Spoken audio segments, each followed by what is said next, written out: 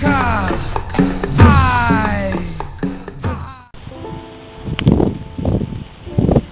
Does anybody ever think about why, out of all the places, of all the brightest stars that beams all that light here, why that one? It's really weird, when you think about it. It's kind of like the space is very big, and the fact is that, yeah, while we are really close to that thing, just imagine how much energy we're receiving from other things. It's just as big. We're not even seeing that energy. But this particular energy we can actually see. Because it created all of this. So it's like, why is it that this one matters so much? It matters so much to us. In so much that we even put it in the religion, the sun, worshiping the sun, son of God, sun God, whatever.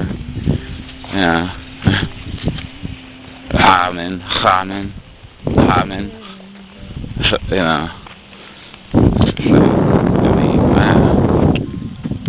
What was so important about this sun? What was so important about this star?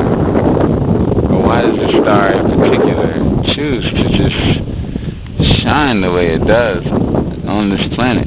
When I say shine, I mean put energy on this planet. Why does this big thing in the sky, that's sitting in space, why are we pulling at this energy so much? Why are we pulling so much of it down?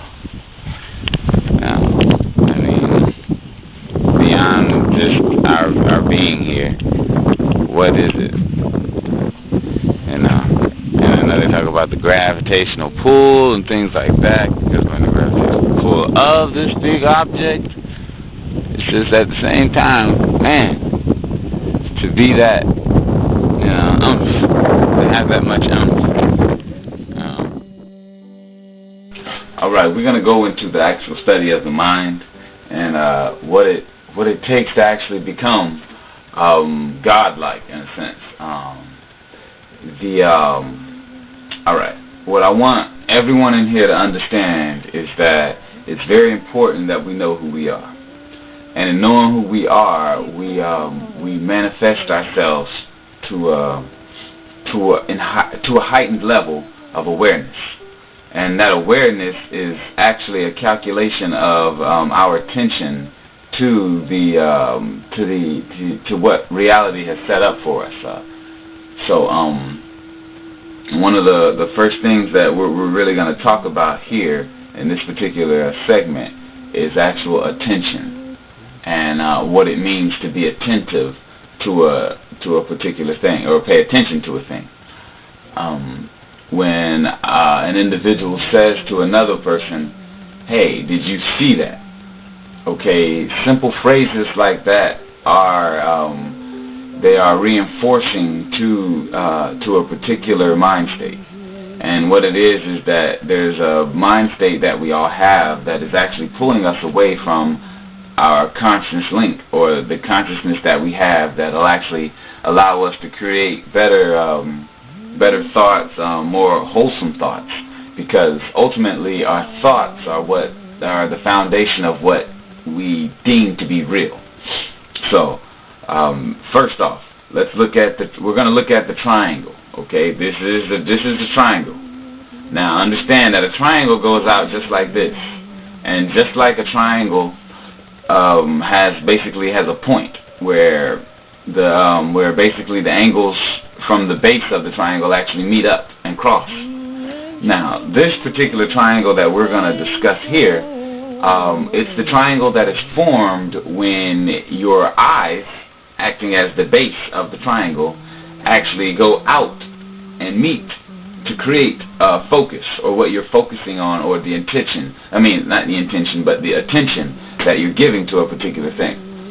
So when we are building a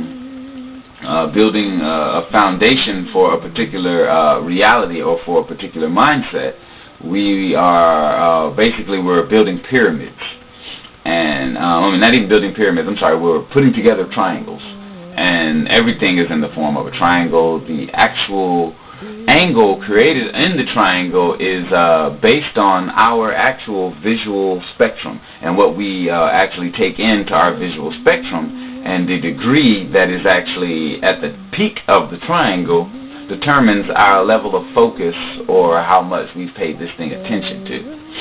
Now, the important part about this whole thing is that first off, you really got to consider that this particular triangle, okay, when it goes out and it's going out like that, and we're paying attention to a thing, you're focusing on a particular point. Understand that when you hit that point beams right back, okay, into here, which is, I think Descartes, he called it, the joystick of humanity, or the joystick of the brain, of the body. Basically, we're talking about the pineal gland, which, is like the center of the mind. And if it's the center of the mind, it's the center of the universe. There's so many centers of the universe. So, but the important part of this pineal gland is that whatever is focused on the external, which is created by the actual angle, okay, or determined by the actual degree of the angle that is formed when both the eyes, the actual visual spectrum comes together and allows us to be able to, okay, I'm looking at this. Now, what happens is that once we solidify that thought, it goes back into the pineal gland. The pineal gland then in turn allows us to be able to operate with respect to that.